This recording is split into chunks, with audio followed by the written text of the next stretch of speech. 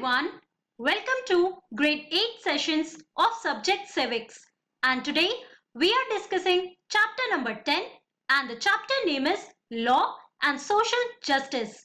This is your second session.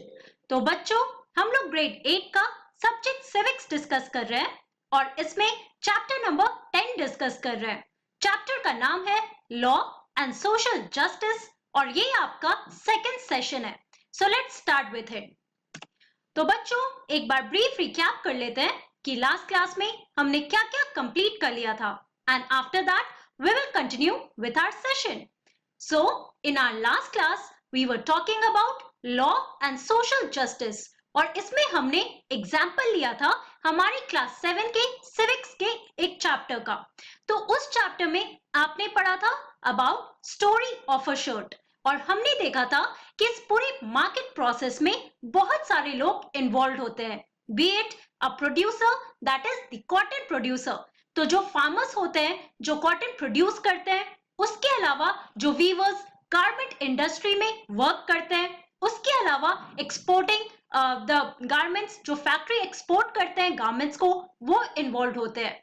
तो हमने एक सिमिलैरिटी देखी.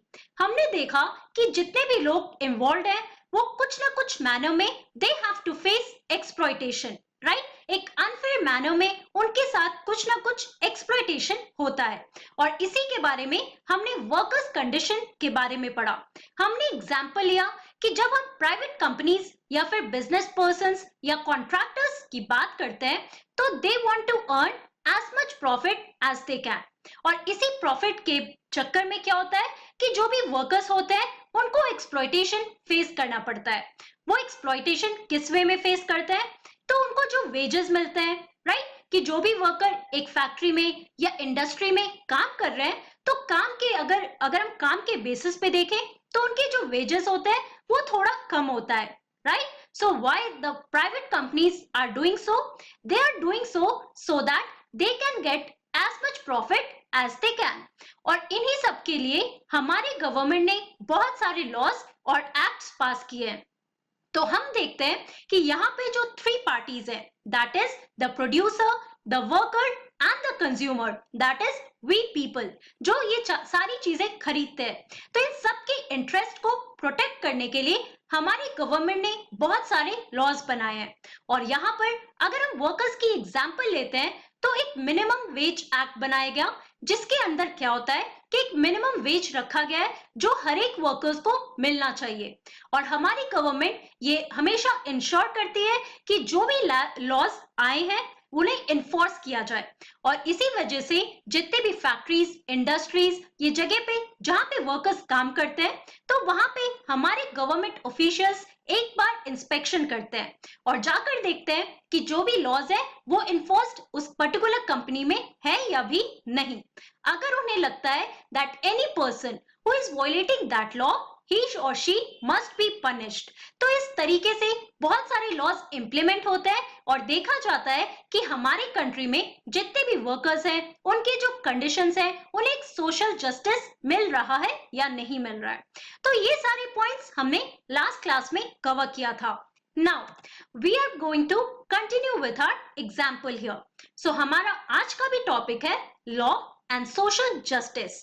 सो आप लोगों ने लास्ट क्लास में लॉस के बारे में पढ़ा जिसमें हमने मिनिमम वेजेस एक्ट के बारे में पढ़ा. तो बच्चों इन द ईयर 1948 एक मिनिमम वेजेस एक्ट हमारी कंट्री में बनाया गया था और इस एक्ट में क्या हुआ था कि इंडिया ने सेंट्रल मिनिमम वेज इनैक्ट किया था. ओके और इसका मेन ऑब्जेक्टिव क्या था? So it was to promote the welfare of workers by fixing minimum rates of wages in certain industries.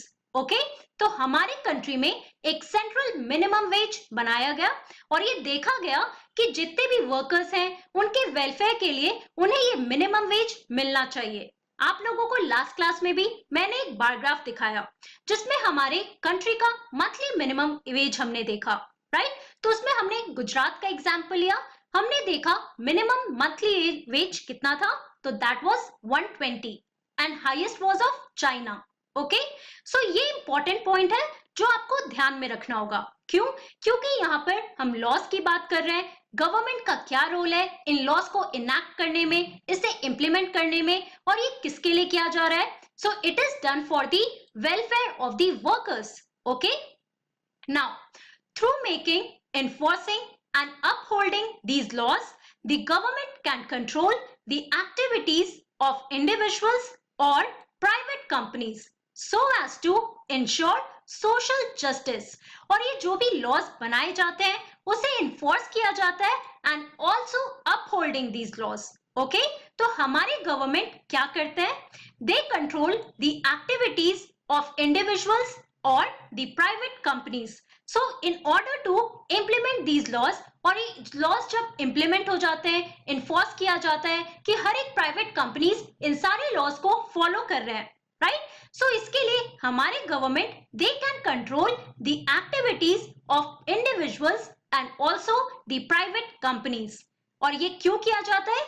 ये किया जाता है to ensure social justice, कि हमारे country में जो weak section है, और वीक सेक्शन कौन है? द वर्कर्स, जो इन सारे प्राइवेट कंपनीज में, इंडस्ट्रीज में, फैक्ट्रीज में वर्क करते हैं, तो उन्हें वो सोशल जस्टिस मिले, इसलिए हमारी गवर्नमेंट इन सब एक्टिविटीज को चेक में रखते हैं. Many of these laws have their basis in the fundamental rights guaranteed by the Indian Constitution. अब बच्चों, आप लोगों ने फंडामेंटल राइट्स के बारे में ऑलरेडी प्रीवियस चैप्टर्स में और उसके पहले भी बहुत बार पढ़ा है. Now you must be aware about the basic fundamental rights. और ये कहाँ मिलता है? ये हमें इंडियन कॉन्स्टिट्यूशन में मिलता है. तो जितने भी लॉज बनाए जाते हैं उनका बेसिस क्या होता है? उनका बेसिस होता है ये फंडामेंटल राइट्स में. तो यहाँ पर हम फिर से फंडामेंटल राइट्स का एग्जाम्पल लेने वाले हैं. So let's have a look at that. For instance, the right against exploitation, ये भी हमारे बेसिक फंडामेंटल राइट्स में आता है. That is right against exploitation, जो हम देखते हैं कि वर्कर्स के साथ होता है, राइट? तो ये जो राइट अगेंस्ट एक्सप्लॉयटेशन है, इसका क्या मतलब है? So it says that no one can be forced to work for low wages or under bondage. तो हमारे कंट्री में एक फंडामेंटल राइट है जिसका नाम है राइट अगेंस्ट एक्सप्लॉयटेशन. और इस राइट के तहत ये बताया जाता है कि जितने भी वर्कर्स हैं, कोई भी कभी भी फोर्सफुली नहीं काम कर सकते हैं ऑन लो वेजेस. मतलब कि अगर उन्हें मिनिमम वेज नहीं मिल रहा है जो गवर्नमेंट ने बनाया है, तो उन्हें फोर्सफुली कभी भी नहीं काम करना चाहिए. उसके अलावा they should also not work under bondage, right? कि किसी के बॉन्डेज में उन्हें कभी भी वर्क नहीं करना चाहिए. That is our right against exploitation. और ये क्यों किया जा रहा है? It is done to promote the welfare of the workers, to protect them against exploitation. Okay? Similarly, the Constitution lays down that no child below the age of 14 shall be employed to work in any factory or mines or any other hazardous employment. तो आप लोगों ने child labour के बारे में पहले भी पढ़ा है. हमारे कंट्री में बहुत ही बढ़िया लॉ है, और वो लॉ क्या है? That is against the child labour.